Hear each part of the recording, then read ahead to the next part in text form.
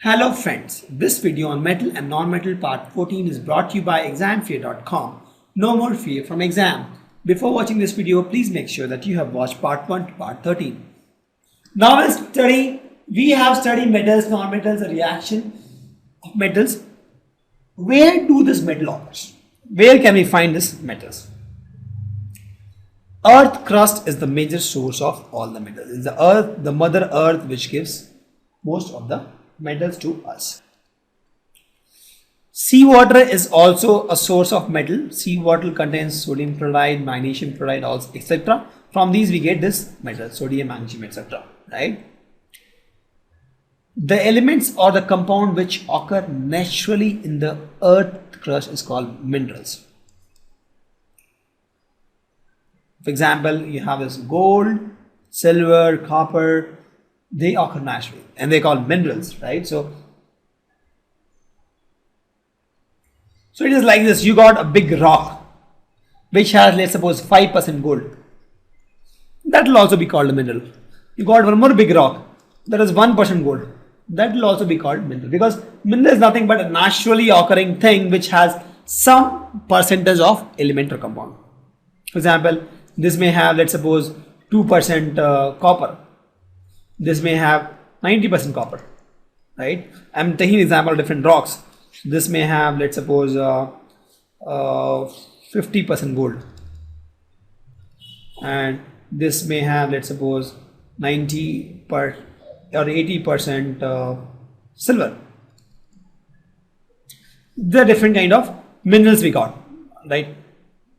But is it feasible to take all the minerals? Is it feasible to take a mineral which has only 2% copper and to extract copper from this? I don't think so, because the cost involved to take out copper from this is too much, right? You get only 2% copper. It doesn't make sense. So what do? We have a new term called ores. Ores are those minerals which has high percentage of particular metal and is profitable to extract metals from this. For example, this guy has 50% gold. It is profitable to find gold from this, because when it has 50% gold, you can take out gold, and gold is costly. If this guy has, let's suppose, 50% iron, it may not be profitable. Why? Because iron is not costly. If you spend, let's suppose, 1000 rupees in this, and you get gold worth rupees 5000 rupees, it is still worth doing the pain, right? Taking the pain. If you spend 1000 rupees on this to take out the iron, and you get only 500 rupees worth iron, that means it is not worth, right? So it won't be an iron ore, but it may happen the iron cost is more. The iron cost may go high. In that case, it becomes profitable to extract iron from this. Then you can call this guy also as ore. So ore is, you can't say that this guy is ore or not. That all depends on the current economic condition also. Currently the gold is costly, so even if it has 50% gold, it is profitable to take out gold from this.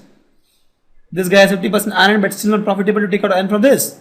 Why? Because maybe the cost involved is more. In both cases, the cost involved is 100 rupees. So ore is nothing but a mineral from which you can take out iron or any metal profitably. So for that, it should have a high percentage of that metal. For example, copper has 2% in this. No way. It doesn't make sense. You spend, let's suppose, 1000 rupees on this to take out copper, and you found copper only for 50 rupees. It doesn't make sense, right? So this is not an ore.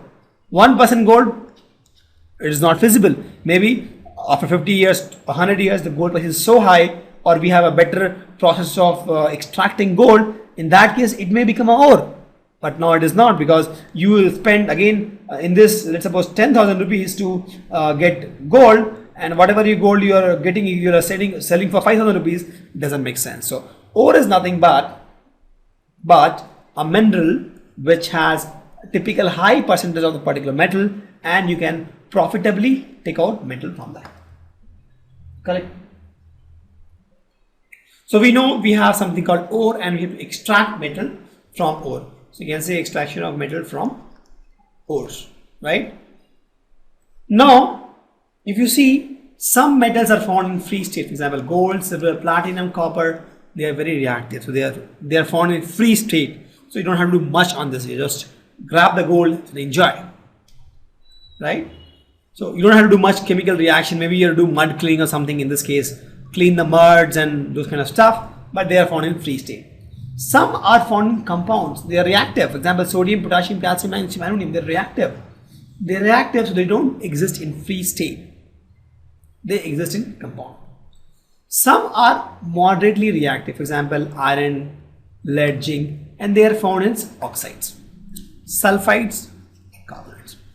Generally in three forms, but mostly oxides. Why oxide? Because oxygen is abundant, right? So if you see, ores are generally found in oxides. Why oxide? Because oxygen is 50%, right? So any metal which will get oxygen first, because oxygen is everywhere. You keep a metal outside, on the terrace also, it will find oxygen because oxygen is in the terrace also.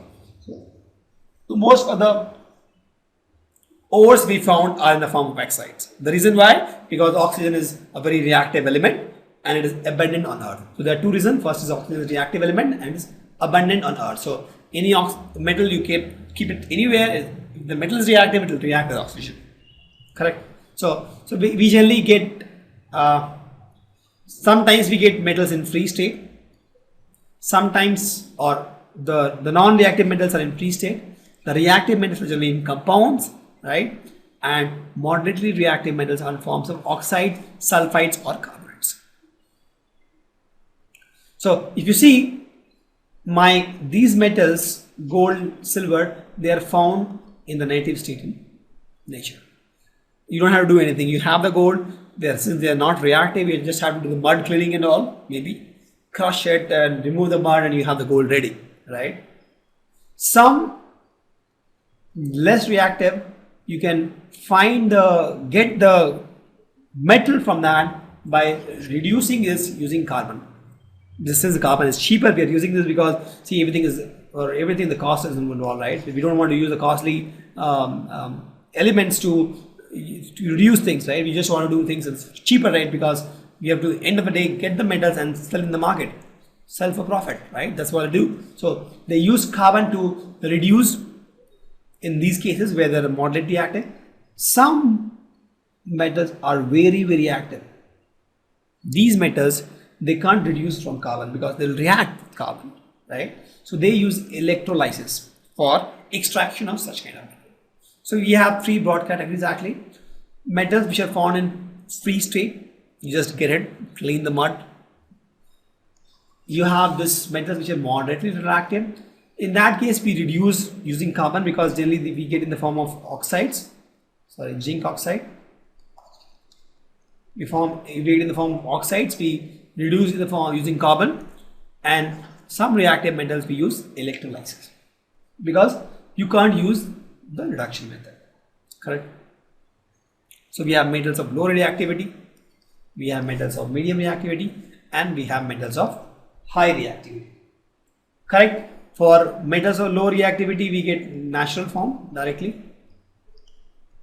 Metals of medium reactivity is this guy, we get reduced, and metals of high reactivity use electrolysis. Thank you. Visit examfear.com to watch free educational videos, try free online tests, get the best quality study materials, study from the best tutors and mentors, and much more. Thanks once again.